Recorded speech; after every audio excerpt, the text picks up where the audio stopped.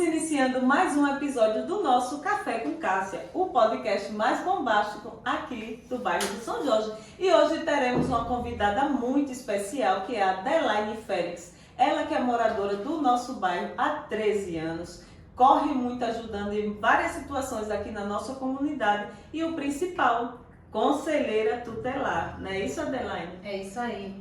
Boa tarde. Desde já, meu agradecimento pelo convite. Fiquei muito feliz quando recebi o convite. Que bom. E assim, vai ser bom para a gente esclarecer alguns pontos com relação ao Conselho Tutelar, né? E também a gente poder falar um pouco da nossa comunidade. Isso. Vamos iniciar, Adelaine, você contando um pouco da sua história, né? Onde você nasceu, cresceu, contando um pouco da sua família, casada, tem filhos. Bom, eu sou nascida em São Paulo, no Guarujá. Vim pra cá ainda criança, tinha 2 anos de idade quando vim pra cá, então eu sou maceuense, né? Natural, porque vivo aqui desde então. Sou filha de Dona Maria e seu Benedito. Minha mãe foi doméstica por muitos anos, hoje é comerciante junto com meu pai. Tenho 3 filhos maravilhosos, o Arthur, o Anderson e o Eduardo. Sou avó também. Tenho neto. Jovem pra caramba, já é avó. Tenho neto, o André, ele tem 10 anos. Nossa. É assim, a riqueza da família. E sou casada já há 27 anos com Simval Félix. Benção. Que é o mozão. É o que me acompanha e o que me apoia sempre. E por trás de um grande homem existe uma grande mulher e vice-versa. Inclusive ele está aqui, viu, pessoal, nos nossos bastidores, mas está acompanhando ela sim. Adelaine, conte um pouco dessa história e por que você escolheu ser conselheira tutelar? Bom, tudo começou em 2014. Eu sou fundadora da comunidade acolhedora Paz em Cristo. Sim. Né, hoje está desativada por situações de emenda. Aqui no bairro? Não. Essa comunidade ela começou lá em Satuba e depois mudou para Marechal. Certo. Né? E eu fui voluntária lá por um tempo. Certo. Passado esse tempo, como eu sou muito envolvida com a causa da criança, sempre muito preocupada, e alguns amigos viram em mim um perfil, né? Eu disse, olha, lá você tem um perfil, daria uma boa conselheira tutelar. Que maravilha. E eu, como sempre, abracei a ideia, né? Já que eu sou tão envolvida com essa questão da criança e adolescente, eu disse, por que não? Vamos estudar, vamos entender como funciona o universo do conselho tutelar. Então assim começou, eu fui para a primeira eleição e graças a Deus ganhamos, né? Primeira tentativa e assim a gente conseguiu entrar e estou aqui pelo 2º mandato até hoje. Que bom. E quais são as regras? Tipo, você precisa ter um representante, sim, né, como conselheiro tutelar na comunidade, que na verdade subdivide-se em regiões, não é isso? Exatamente. E quais são os pré-requisitos? Tipo, quero me candidatar ao Conselho Tutelar. Existe algum pré-requisito ou é votação direta? Você não precisa passar por etapas? Você tem que ter 21 anos de idade, não pode ter menos. Você tem que residir na área onde você onde você pretende ser. Como é uma área regional, no caso aqui, para poucas pessoas sabem, mas vai da Cruz das Almas até Salaçuí. Né? A gente comporta, salvo engano, acho que 9 bairros. Sim. E tem uma outra que agora eu esqueci. Precisa ter escolaridade, Não. de escolaridade? Agora sim, é uma Certo. lei, né, que vigorou aqui em Maceió e na grande maioria dos municípios precisa ter ensino superior, nível superior. É uma curiosidade, quando eu entrei eu não tinha nível superior. Certo. Né? Eu era nível médio, mas aí a gente... No com as decorrer, exigências, você vê a decorrer, necessidade e né? já Hoje eu sou providenciou. Isso, hoje eu sou formada em gestão pública. Certo. São 3, Cássia, agora me fugiu. Mas E não tem que ter reconhecido idoneidade moral. Ah, legal. Tudo é documentado, tudo é puxado, isso é puxado. E o mais importante, ter tido trabalho com criança e adolescente. Viu? Porque Você já desenvolveu algum tipo de trabalho? eu já com era essas voluntária crianças? na Paz em Cristo, né? Fui legal. voluntária por um tempo. Sim. Sou fundadora da comunidade acolhedora Paz em Cristo. E como eu já tenho esses trabalhos, isso reconhece como tendo sido um trabalho com criança e adolescente. E vale lembrar, pessoal, que o Conselho Tutelar, eles têm um regimento interno, né? Inclusive um estatuto que eles seguem, não é isso? Isso. Que é o ECA, que é o Estatuto da Criança e do Adolescente. Hoje, qual é a função do conselheiro tutelar? O Conselho Tutelar é o principal órgão que garante o direito de crianças e adolescentes. Aí você pode me perguntar assim, mas Adelaine, como assim? Me explica um pouco mais. Bom, para garantir esse direito de criança e adolescente tem que existir o direito violado e o violador.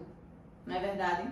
Muitas vezes as pessoas perguntam assim, mas eu fui no Conselho Tutelar e não consegui resolver certa situação com meu filho. Bom, a gente precisa entender, primeiro naquele momento, principalmente, quem é o violador desse direito. Existiu realmente o violador?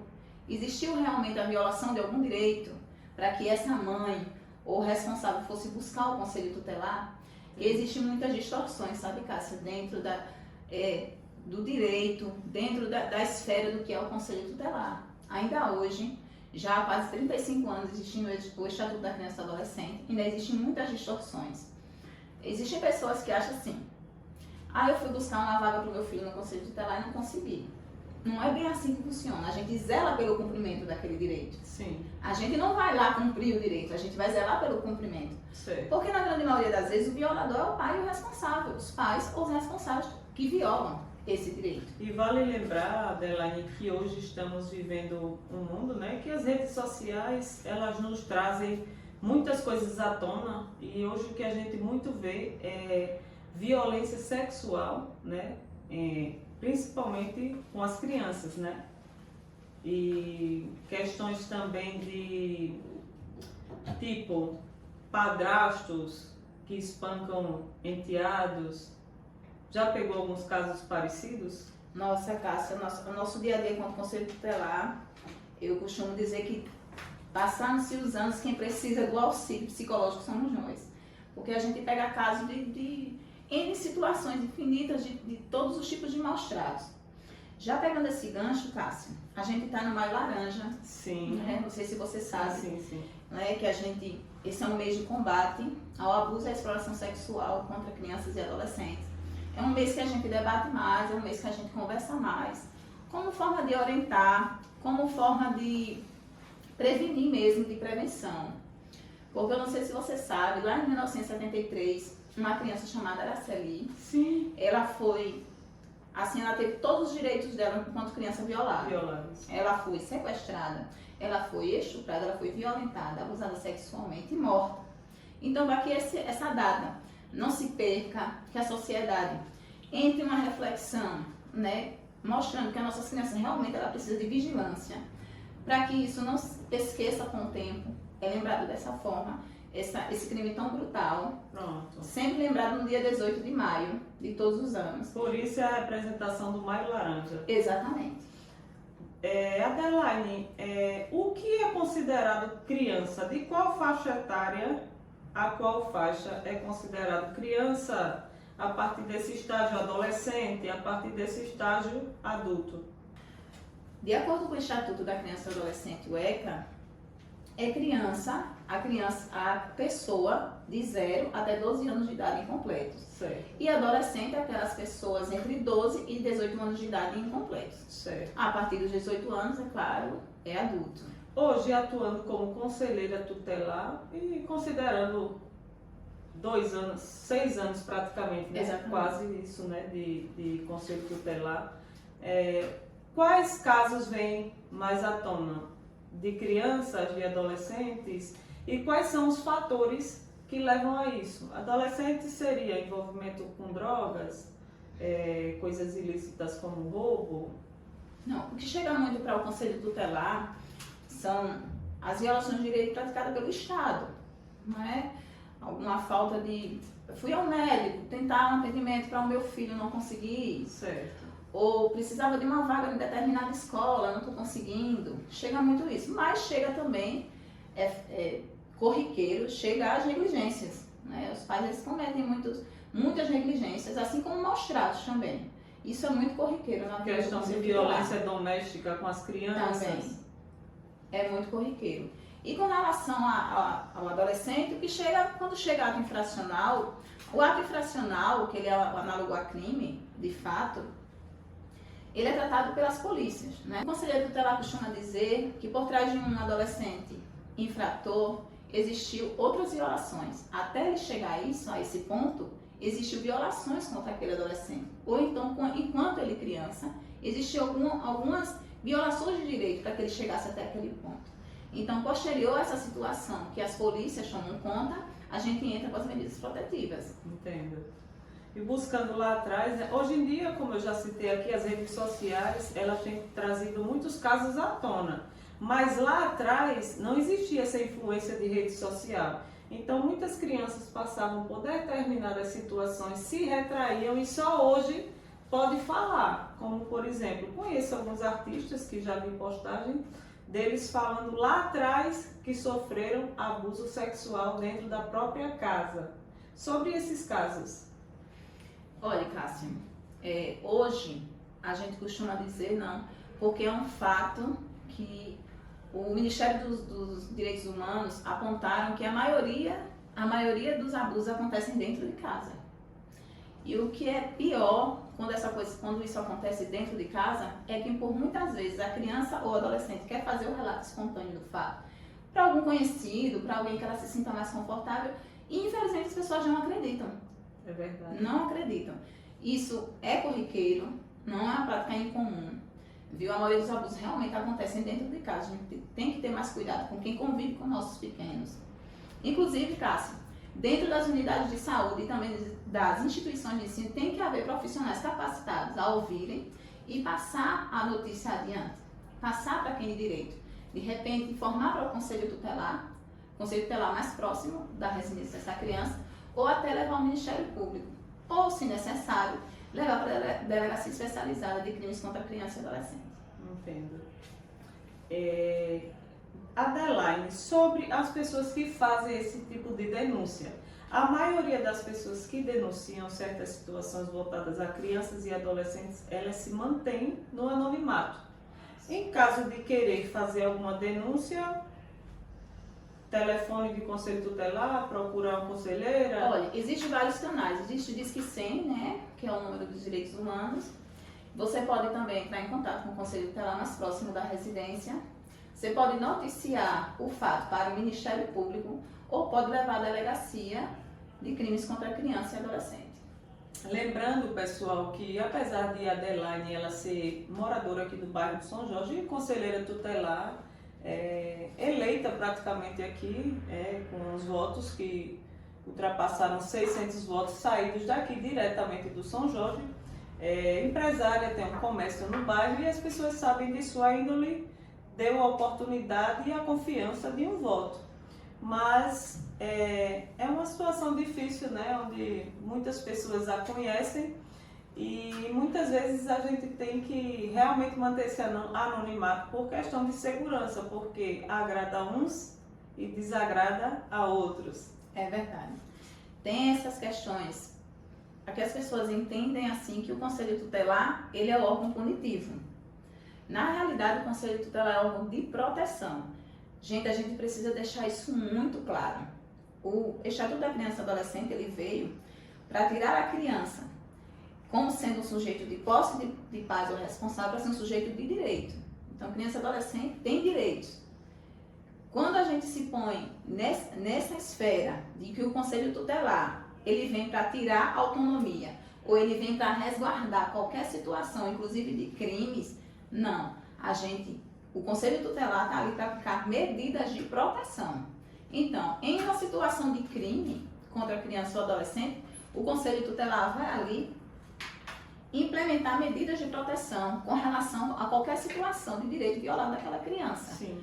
Toda situação de crime, inquérito, de investigação, é com as polícias, é com a segurança pública. O Conselho Tutelar não entra. O Conselho Tutelar vai ali resguardar toda e qualquer situação relacionada à criança ou adolescente. Certo.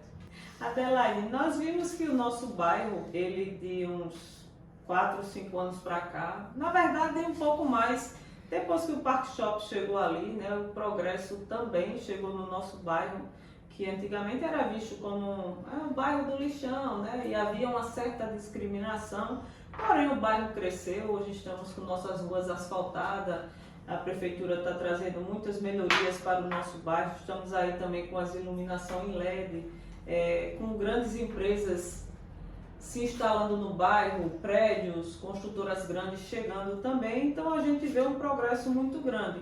Baseado nisso, na sua concepção, o que o nosso bairro do São Jorge necessita com uma certa urgência em relação às crianças? Cássia, na minha jornada como conselheira tutelar e até antes disso, há necessidade de N coisas. Eu sei que o avançou bastante. A parte asfáltica trouxe uma visibilidade maior para a nossa comunidade, isso é fato. Valorizou as casas, valorizou muito, né? Toda a comunidade, desde já agradece, né? Eu quanto comerciante moradora daqui do bairro, agradecemos muito essa parte asfáltica, foi muito importante. E que lá atrás, Adelaine, vale lembrar que eu também tomei conhecimento que a Adelaine, ela foi uma das pessoas que correu muito por isso, né? Batalhou bastante, bateu na porta de muitas secretarias e poucas pessoas sabem disso. É verdade. Assim, nos bastidores a gente costuma dizer, né? Que a gente sempre busca as melhorias para a nossa comunidade. Existe um postinho aqui na entrada da Vila Maté que já tem muitos pedidos, não só meus, como pedidos de outras pessoas, de outras lideranças, acredito, para que esse postinho voltasse. E existe uma dificuldade. Inclusive foi desativado já tem uns 2 anos. Não, acho que tem 4 anos, foi em 2019. Foi. A gente está em 2025, tem 6 anos, né, que foi desativado. Bom, questão de melhorias aqui do nosso bairro, Cássia, deixa muito a desejar ainda a questão da educação. Também a questão da saúde, porque eu que estou lá, como muitos costumam dizer, isso não é um fato, tá, gente? Que o Conselho Tutelar é porta de entrada. Não. O Conselho Tutelar, como qualquer outro órgão, é porta de entrada para qualquer situação que o cidadão esteja necessitando naquele momento. Que pode ser uma unidade de saúde, pode ser uma escola, pode ser um CRAS, pode ser um CRES, assim como pode ser o Conselho Tutelar. Qualquer uma dessas portas é porta de entrada. Mas entenda, aqui no nosso bairro, na nossa comunidade, há necessidade educacional. A gente só tem uma escola estadual, que é o Fernandes Lima, onde nossos adolescentes, por muitas vezes, têm que estudar em outros bairros. Porque o bairro cresceu muito e essa escola, só existe essa escola. Não tem Ou condições. seja, não comporta, existe uma grande demanda reprimida. Creches, aqui não tem creche, aqui tem um CMEI. Um CMEI ele não é período integral. E vale lembrar que a prefeitura tem alguns terrenos aqui no São Jorge que podem nos dar a oportunidade de ter sim uma creche, né? Exatamente. Eu já fui conversar com a equipe técnica do estado para falar sobre a construção, a possível construção de uma creche CRIA aqui. Eu acho que isso tem uns 4 anos que eu já conversei com eles. E lá eles não existia dificuldade para entregar o equipamento. Então a gente buscou esse entendimento com o município, não tivemos muito êxito, mas pela pergunta que você fez, na minha opinião, eu acredito que na opinião de todas as mães aqui do bairro, necessita realmente de um equipamento dos gigantinhos, por exemplo, não é? Que é um grande sucesso, né? Exatamente. Por que nossas crianças aqui do São Jorge não conseguem ser contempladas com os gigantinhos? Porque há deficiência do transporte, entendeu? Mas é um equipamento maravilhoso. As crianças chegam lá às 7 da manhã, saem às 5 da tarde, alimentadas com 6 refeições, e as mães podendo deixar as crianças lá e trabalhar, né? Sem nenhuma preocupação. A gente precisa de um equipamento desse aqui no São Jorge. As nossas crianças necessitam com urgência de um equipamento dessa natureza, né? Então, assim, o que na minha opinião precisa com urgência aqui ainda é tudo voltado à educação e à saúde. Porque a unidade básica de saúde que tem aqui, a única que tem aqui, ela não suporta a demanda reprimida que existe aqui no nosso bairro. É verdade. Não é verdade? Isso E vai tem crescer bastante. né, tem a questão ali de, porque a área não atende essa área. Quer dizer, a pessoa que está precisando de um atendimento médico, ela precisa se deslocar do São Jorge para ser atendida em outras unidades de saúde. Não é? Então, não tem assim, condições. como é que um bairro que está crescendo tanto, que está com tanta visibilidade, porque você sabe que na questão comercial, nosso bairro está crescendo muito. E valorizou até a questão dos imóveis, né? Exatamente. Uma casa que comprou a 150 mil, hoje vende por 400 mil. Vamos lá, quantos prédios estão sendo construídos aqui? Números. Não é verdade? Então, como é que a parte educacional vai também acompanhar esse crescimento? É verdade. Como é que a parte de saúde vai acompanhar o crescimento do bairro? Então, isso tudo tem que ser pensado dentro do contexto de crescimento. A gente não pode ficar só na parte asfáltica, em prédios. Não, a gente precisa pensar em dar Como dignidade, comportar essas crianças. dar dignidade para essas Verdade. pessoas morando naquela Exatamente. localidade. Pronto. Adelaine, pelo nosso diálogo já dá para ver que você enfrenta muitos desafios como conselheira tutelar. Mas eu gostaria que você citasse quais são os maiores desafios que você tem enfrentado aí nesse dia a dia de conselheira. Bastante desafios. Um é a desinformação, né? As pessoas elas entendem pouco. Eu acredito também que o poder público poderia também investir um pouco mais em conscientização do que de fato é o conselho tutelar, né? Para que as pessoas não se amedrontem. Por muitas vezes a gente chega na porta de uma mãe de família e ela nos recebe mal, entendendo que a gente é um órgão punitivo. O conselho tutelar a gente não pune ninguém. Adelaine, nós vemos no dia a dia que a vida de um conselheiro tutelar, ela não é tão simples e fácil como parece, né? Porque é um trabalho no anonimato, acima de tudo, né? Você não pode estar se expondo muito devido às leis e os casos para não ganharem muita repercussão.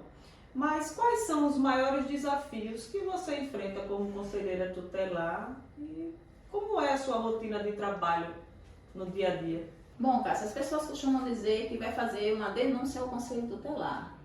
Bom, desde já eu quero deixar bem claro aqui que não se faz denúncia, se faz um comunicado. Ah, legal. Porque a denúncia a gente faz na esfera criminal, né? A denúncia a gente faz nas delegacias, a gente faz no Ministério Público, comunicado, né? Então, assim, para o Conselho Tutelar a gente faz um comunicado.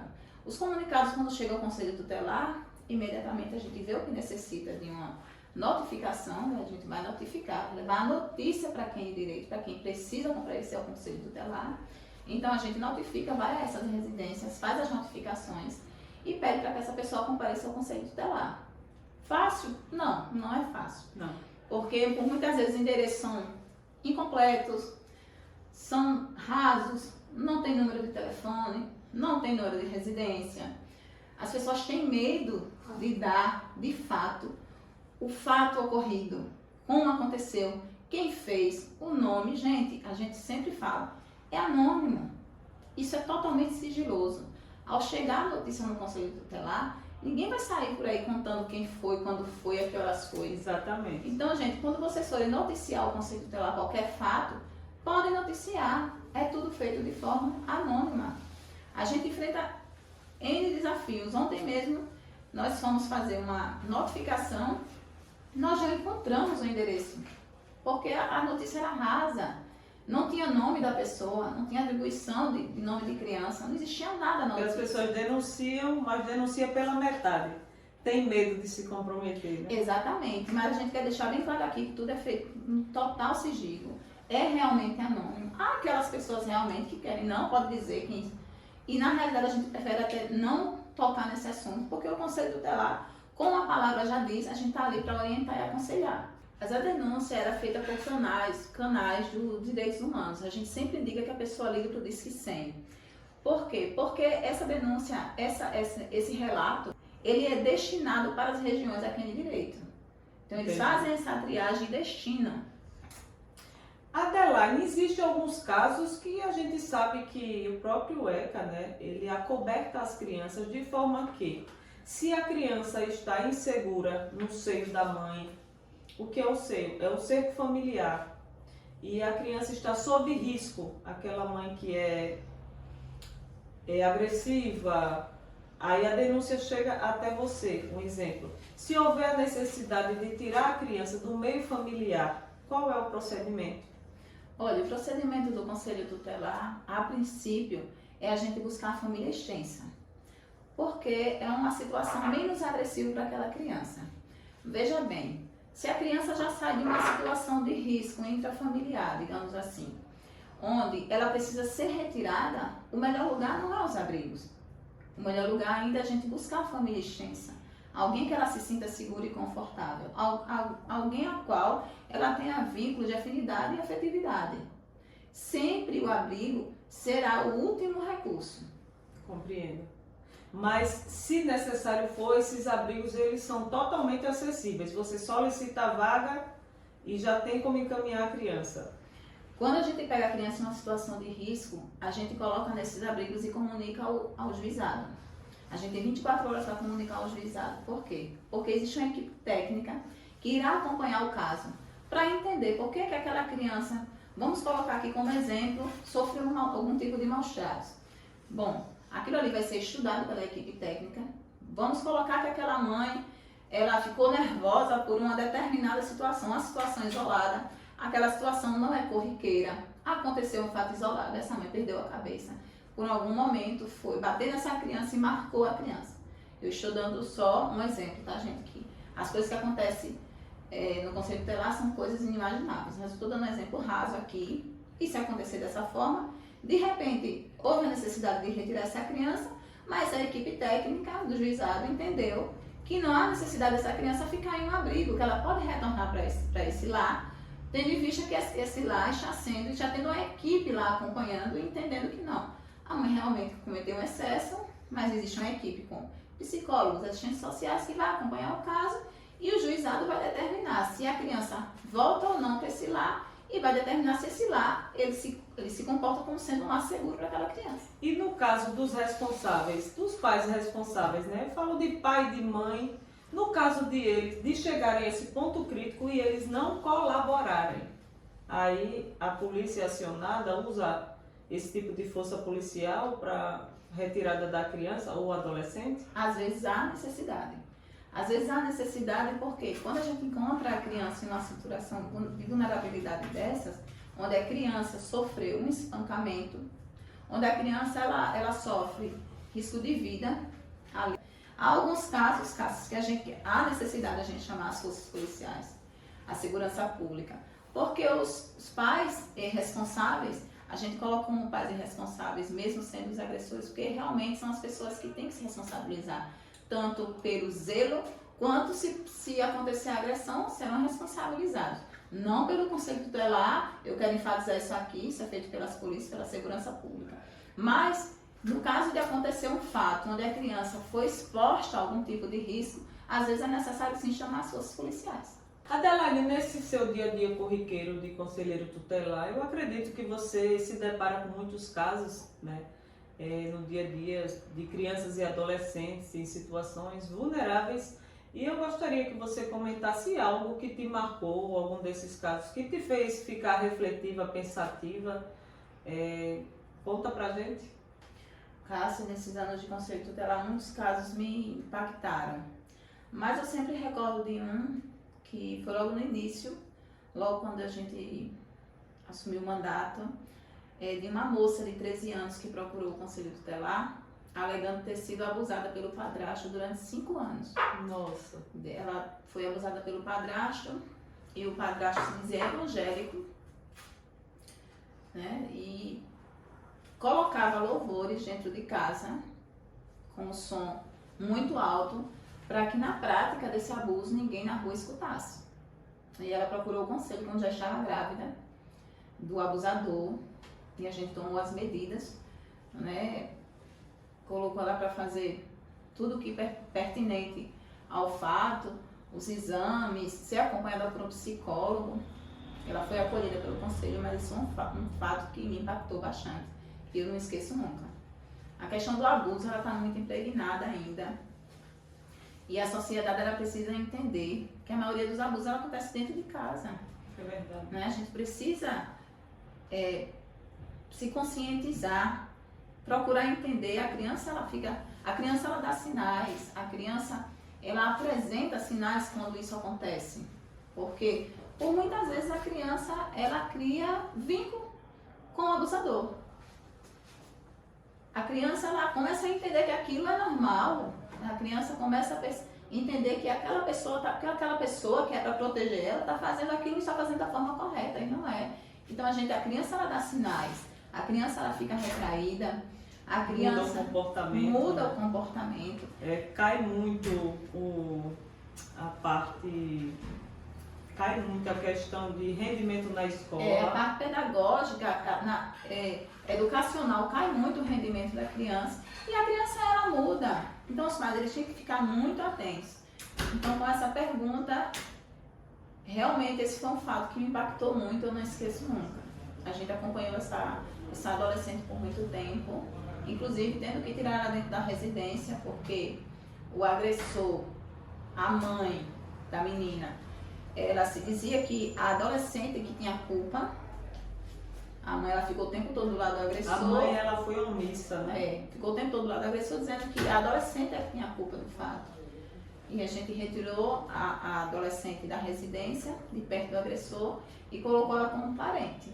Esse fato foi muito impactante. Certo. E falando de conselho tutelar, tem aí uma lei que tem até uma repercussãozinha pelo nome que foi dado, né? Que é a lei, salvo me engano, 13.010, que é a famosa apelidada Lei da Palmada. Cássia, essa lei, ela teve a infeliz ideia, alguém teve a infeliz ideia de apelidar ela de Lei da Palmada.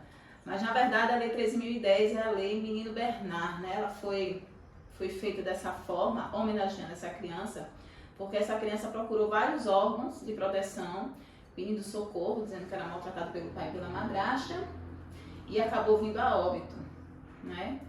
Então, essa Lei da Palmada, infelizmente, né, de forma irresponsável, apelidada dessa forma, como Lei da Palmada, na verdade ela veio para conscientizar, né? Será que a polícia ela vai prender um pai ou um responsável por conta de uma palmada? É verdade. Eu acredito que não, né? Então, tudo é pelos acessos. Inclusive, no nosso tempo, era com palmatória, não é isso? Exatamente. Apanhava na mão. Eu apanhei muito. Eu apanhei muito também. Eu apanhei muito. Mas hoje, essa lei veio mesmo foi para conscientizar, né? Que a gente pode educar sem bater, né? A gente pode educar sem agredir. A gente precisa usar métodos para educar.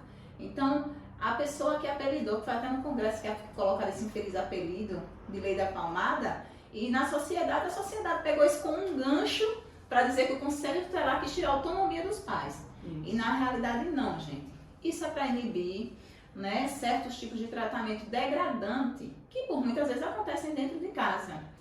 E eu não estou aqui nem vou dizer nem que para punir os pais, porque muitas vezes os pais, os responsáveis por essas crianças, eles aprenderam dessa forma, Cássia. É verdade. Né? Está ali impregnado dentro de um contexto que eu aprendi deste jeito. Então, eu preciso ensinar desse jeito. Se eu respeito meus pais dessa forma, foi dessa forma, então meus filhos vão fazer dessa forma.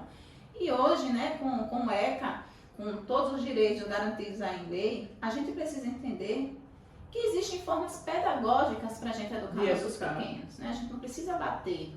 Será que todas as vezes que a gente bate em alguém, a gente está educando de verdade? É verdade. Né? Que tipo de adulto a gente está mandando para a nossa sociedade?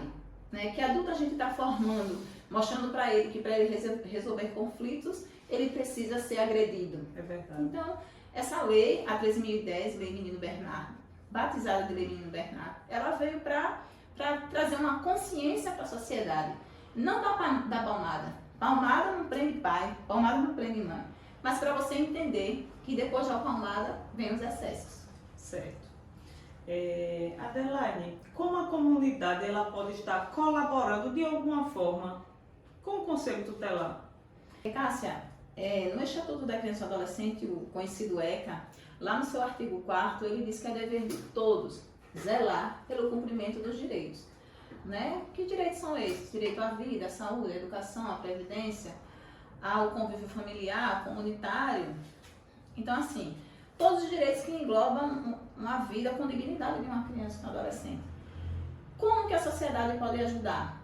Gente, se é dever de todos zelar pelo cumprimento do direito, então quando você vê uma criança em risco, se você não vai se meter, não se envolve, tudo bem, mas ligue, faça a denúncia. É muito importante. É de fundamental importância, porque o Conselho Tutelar é um órgão que está lá, é um CT que está lá físico, mas a denúncia ela não vai chegar lá, ela não consegue chegar lá sozinha, alguém precisa ligar, alguém precisa dar essa notícia de que aquela criança está sofrendo. Então a comunidade pode ajudar dessa forma.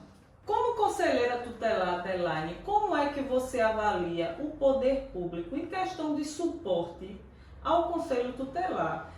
Convivendo, você sabe quais são as necessidades, eu falo interna, questão estrutural. O que pode ser melhorado na visão de vocês? Olha, avançou muito, tem, muita coisa foi melhorada, estruturalmente, eu vou falar pelo meu CT, nós nos encontrávamos em um CT que a estrutura estava totalmente destruída, mofos, quando chovia a gente estava mais na chuva do que protegido, e a gente hoje está num prédio melhor, estou falando pelo meu CT. Olha, Cássia, em questão estrutural já avançamos muito, já tivemos dias tenebrosos, bem complicados no CT. Eu vou falar pelo meu CT, né, pelo CT ao qual eu faço parte, já tivemos momentos bem difíceis no CT, mas hoje já avançou muito. É óbvio, né, que há sempre algo a ser melhorado, né, com relação ao trabalho, à função, à funcionalidade do CT. É muito importante que tudo esteja em perfeita ordem para que nós possamos atender e acolher as pessoas que buscam, claro, né, solucionar os conflitos, né, em relação a crianças e adolescentes. Legal. E nós estamos, e falando em questão estrutural, pessoal, vale lembrar, né, que é muito importante aos poderes públicos dar esse apoio para o pessoal do Conselho Tutelar, né, uma vez que eles precisam muito, atendem pessoas e está sempre nas ruas, é um serviço diferenciado. E a gente sabe que esse suporte eles têm tido, mas uma atençãozinha a mais é sempre bem-vindo para que possa melhorar. Eu quero agradecer demais, o podcast foi muito proveitoso, abordando um assunto que é muito importante para mim, uma vez que também já fui conselheira tutelar. Para muitas pessoas que não sabem, Cássia Sena mudou a versão depois dos 30. E fui conselheira tutelar de 2 mandatos na cidade de São Miguel dos Milagres. Sei da dificuldade, sei dos desafios diários. E Delaine é uma pessoa muito querida aqui no bairro e eu quero agradecer muito a presença dela, que hoje é de grande valia e riqueza, todas as explicações que ela nos proporcionou, e a vocês, telespectador. E para mim, um grande prazer ter tomado esse cafezinho com a Delaine. Eu que agradeço o convite, Cássia, mais uma vez. Fico muito feliz, espero ter esclarecido alguns pontos que realmente têm grande relevância na nossa sociedade e principalmente trazer aí de alguma forma um acolhimento para a nossa comunidade, né? Aqueles que buscarem e quiserem alguma orientação, podem ligar, tá, para o Conselho Tutelar. A gente dá para orientar mesmo, é o papel do Conselho Tutelar. Sim. E fazer a sociedade entender que a criança, ela é um sujeito de direito, ela não é posse de ninguém. Então, é para isso que serve. E ainda bem que você está usando aqui o podcast para levar essa informação para o público. Bom. E a você, querido telespectador, quero agradecer demais a sua presença aqui com a gente. Do outro lado da tela, claro.